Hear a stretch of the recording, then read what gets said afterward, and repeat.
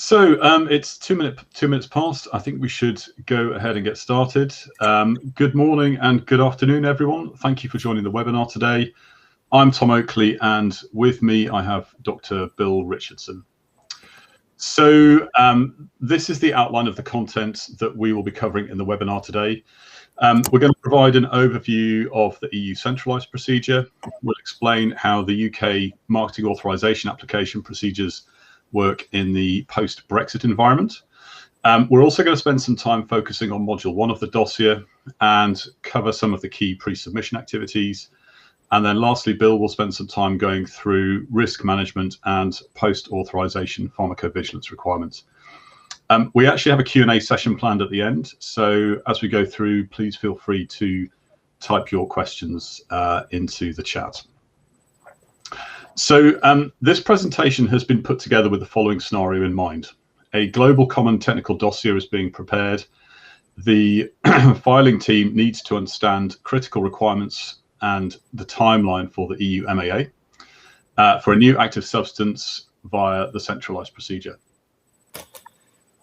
And before we get into the details, I just wanted to give you a brief primer on the role of the member states, the EMA and its committees. So a successful MAA via the centralised procedure results in a licence in all 27 member states of the EU. And the European Medicines Agency coordinates the MAA evaluation via its committees. And for the purposes of today, the two committees we're most interested in are the Committee for Medicinal Products for Human Use, or the CHMP, and the Pharmacovigilance Risk Assessment Committee, or PRAC. And the primary role of PRAC is in assessing the risk management plan. And representatives of these committees are drawn from each of the member states of the EU. For certain types of products, the centralised procedure is mandatory. So if you want to get a marketing authorisation in the EU, these include human medicines containing a new active substance for the treatment of HIV/AIDS, cancer, diabetes, neurodegenerative diseases, autoimmune and other immune dysfunctions, and viral diseases. And the mandatory scope of the centralised procedure also includes medicines derived from biotechnology processes, cell and gene therapies, and orphan medicinal products as well. And so this is an overview of the centralised procedure. So it typically takes 12 to 13 months from start to finish. And there are 3 phases of assessment. So there's an initial phase, after which a list of questions is adopted at day 120. The applicant then typically has a 3-month clock stop to respond. The CHMP then assess the responses and issue a list of outstanding issues. The applicant then has another clock stop of around a month. And then, assuming the responses to the list of outstanding issues are satisfactory, the CHMP issues a positive opinion at day 210. And then the European Commission issues the license at day 277. It's important to notice that, and this is shown in the boxes across the top, the applicant is also provided with the draft assessment reports during the procedure. This is helpful in providing additional time to prepare responses to the questions from the CHMP.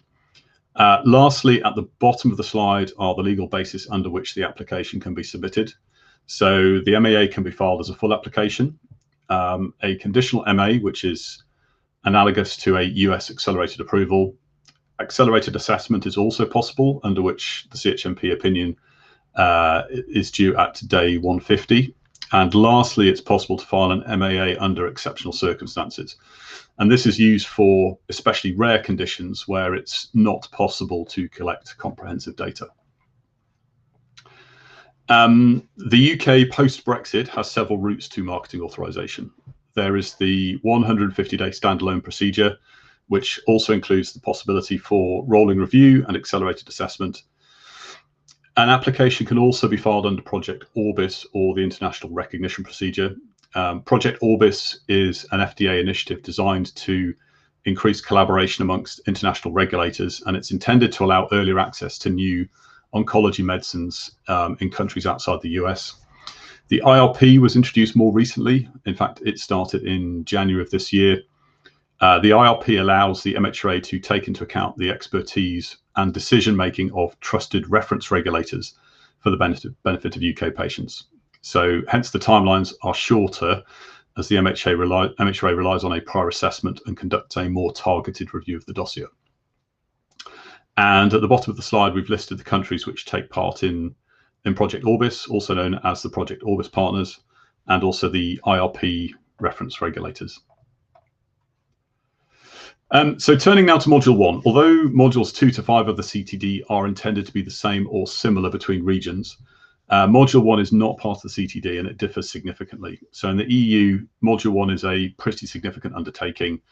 The application form alone is 30 pages long and requires a significant investment in time, as it draws in a lot of the key details from the submission. There are also a series of annexes, some of which can have quite significant lead times. So in particular, there's a lot of information on manufacturing. So it's necessary to include a manufacturing flowchart, which includes all the sites involved in manufacture. You need to provide manufacturing authorizations, GMP certificates, and a batch release certificate from the qualified person. You also have to provide TSE certificates if there's any bovine material used, a justification for a new active substance, and you're expected to include any scientific advice and any orphan designation as an annex as well. And lastly, you need to indicate if you intend to use an invented name for the product. Aside from the application form, this slide lists some of the more significant components of Module 1. Without spending too much time on each one individually, I want to flag 131, which is the product information. This is a really critical part of Module 1 because it includes the SMPC and the package leaflet.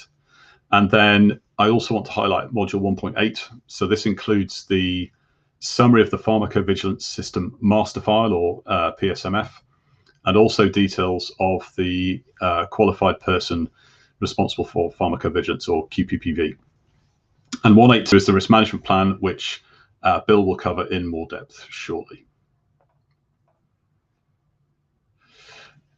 Needless to say, Module 1 relies heavily on the rest of the dossier, so especially the clinical data in the Module 5 reports.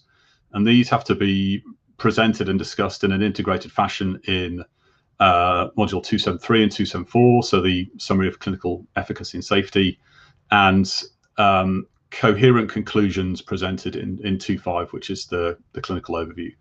So and the output of this needs to be a coherent presentation of information in Module 1, as reflected in the risk management plan, the summary of product characteristics, and the package leaflet as well. So, pulling a CTD together such that Module 1 is fit for purpose in the EU is a really significant undertaking and needs to be planned well in advance of the submission. I also want to flag that aside from preparation of the CTD, some of the pre-submission activities can have long lead times in the EU. So the invented name can take some time to agree with the name review group. It's best to allow a year for this. The eligibility request for the centralised procedure should be filed between 7 and 18 months in advance of the MAA submission. And the letter of intent should be submitted at least 7 months before the MAA submission. And this is to permit the rapporteur pre-submission meeting to happen as soon as possible. And indeed, the EMA pre-submission meeting needs to happen 6 to 7 months before filing. So the EMA pre-submission meeting in particular requires the applicant to prepare a pre-submission interaction form. And this draws together a lot of the key information relating to the submission. And of particular relevance to the presentation today, it includes a draft of the risk management plan as one of the annexes. And at this point, I would like to hand over to Bill to talk through further about the RMP and pharmacovigilance requirements. Bill. Yeah, thanks, Tom. You're controlling the slides, aren't you? Yes. Okay, thanks. Right, I'd like to expand a little on the data requirements and the timing of those data for the production of the RMP. And the RMP starts its regulatory life at the pre-submission meeting with the EU regulator that Tom has described. This is the point at which the primary elements of the RMP are presented to the regulators for their initial feedback. And these are also the elements that carry the greatest weight in the RMP assessment from an assessor's point of view. The document's normally short. There's no regulatory maximum length. There's also no prescribed structure for the document. And often the first 4 bullets in this list here, the product and indication, summary of exposure, the ADR descriptions, are simply all put together under one heading, which is background, although there's no reason why you couldn't use the normal titles. It's just that the content tends to be quite short. So describing the product and the indication, that would only take a couple of paragraphs. To summarize the exposure in development trials, that would also be important and and should be done briefly, along with the most common ADRs and the serious ADRs which have been observed in development clinical studies, and the treatment discontinuations and interruptions due to ATR also from clinical studies.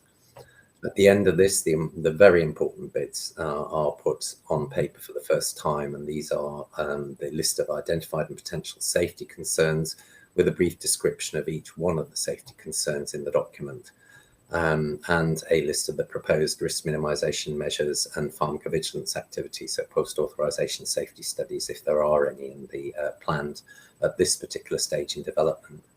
It's important to note, when the regulator gets the first opportunity to see an outline of the risk management plan, it's only going to be a maximum of about 10 pages long if you've done the job correctly, that all discussions and advice are non-binding on both parties. So the regulator isn't obliged to make any promises to you at this particular stage. And whatever you happen to have submitted to the regulator in the RMP outline need not necessarily be the same as what appears in the final version of the RMP that gets submitted along with the marketing authorization application. So you have a free hand at a later stage to change anything, and so does the regulator in terms of their opinion.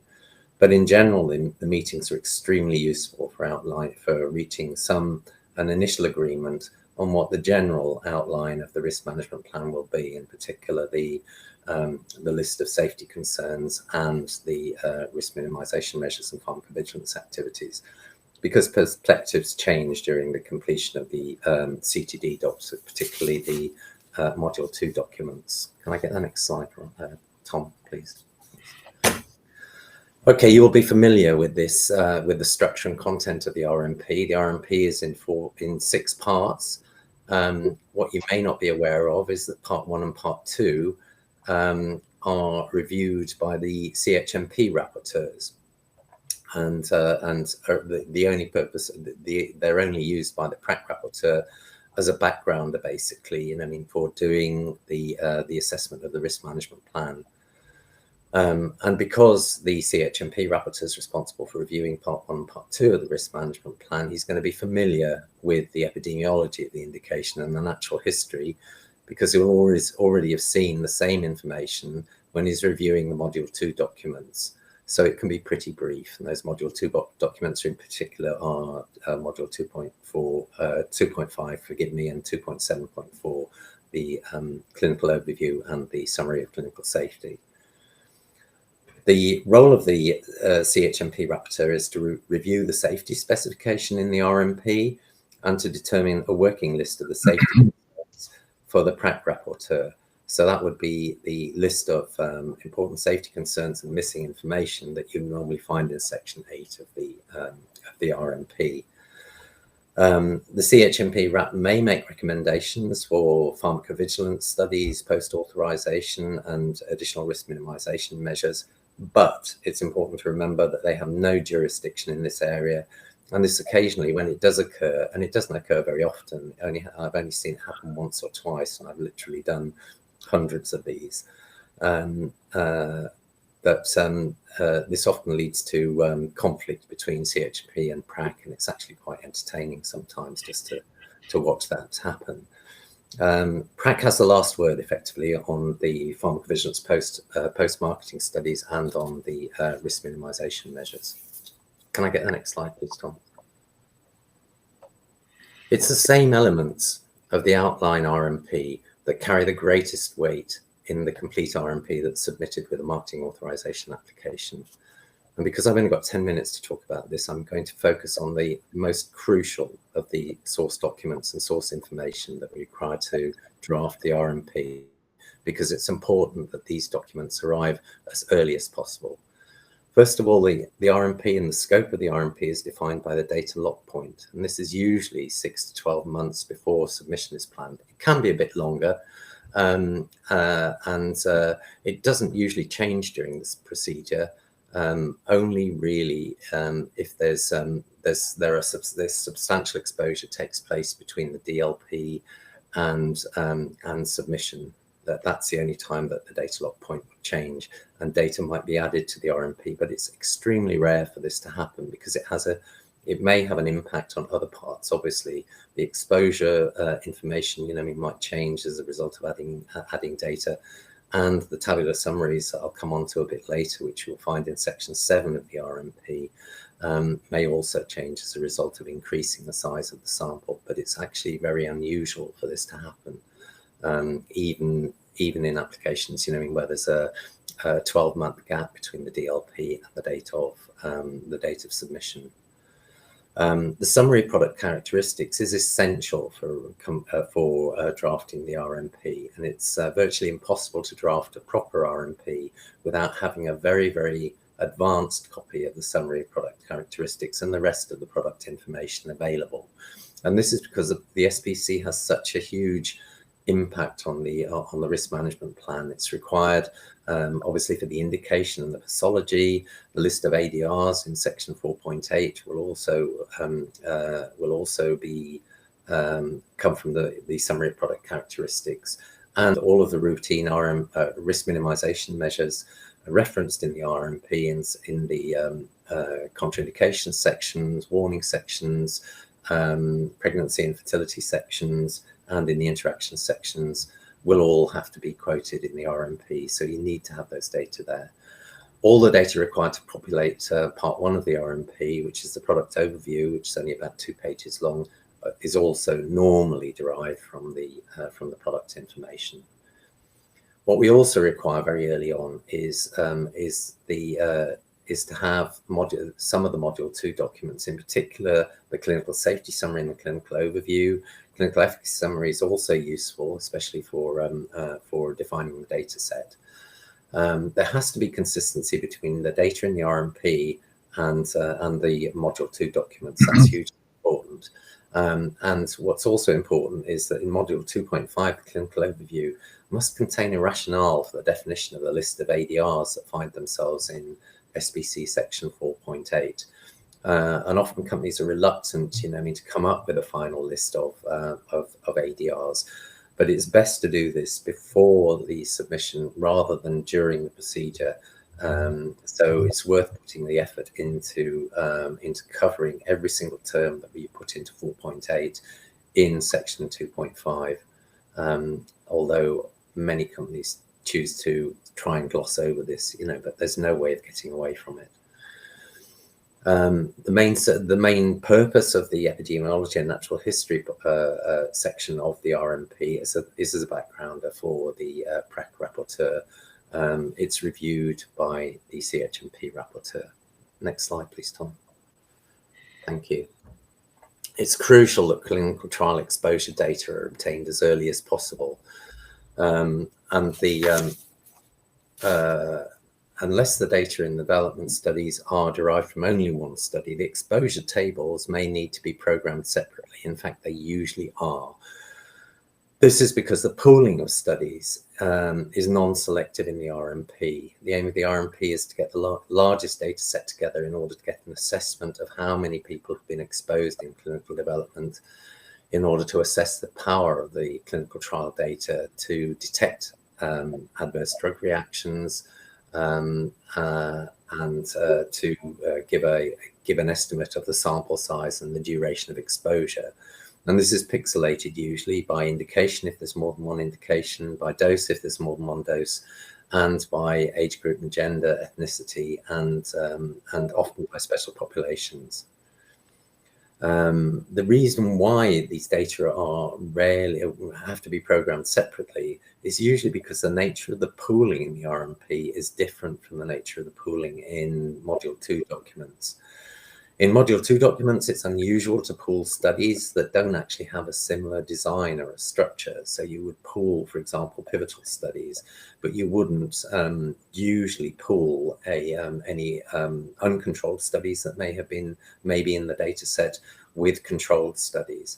In the RMP, you would do this. You would always, although you may present data from different types of studies, say open label studies and controlled studies separately in the exposure section of the RMP.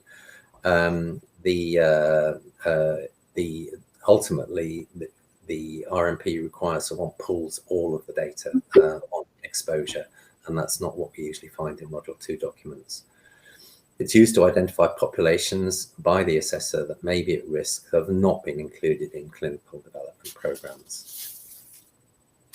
Next, can I get the next slide, Tom? Thanks. Okay. Clinical study reports. Clinical study reports are required in advance in order to be able to assess the impact of the exclusion criteria in large development studies on the diversity of the study population, and to provide details of medication errors for consideration in Module 7 if they lead to a safety concern. Most studies exclude a large proportion of patients that will ultimately receive the drug when it actually appears on the market. And this is an opportunity to look at what those populations may be and examine whether there may be any need to study those populations after marketing authorization has been granted. One of the most important and the most difficult sections is the next one, and this is the frequency and 95% confidence intervals from clinical trial data for all of the identified and potential risks, including data on the seriousness, outcome, and severity of those risks. These tables usually also need to be programmed specifically for the RMP, again, because the data pooling data is done differently or may be done differently. Although it's important to define what the data sources are for providing these the data in the tabular summaries in section 7 here. They usually in clinical development programs come from pooled randomized clinical trial populations, but it may be in products where there's an extension of indication that there are also data from other sources, so post-marketing reporting data or possibly epidemiological studies of some description. But that isn't really what we're talking about in this particular presentation. Section 7, Part 2, Module 7 is documents the data on the characteristics of the known and suspected risks, and it defines the important safety concerns.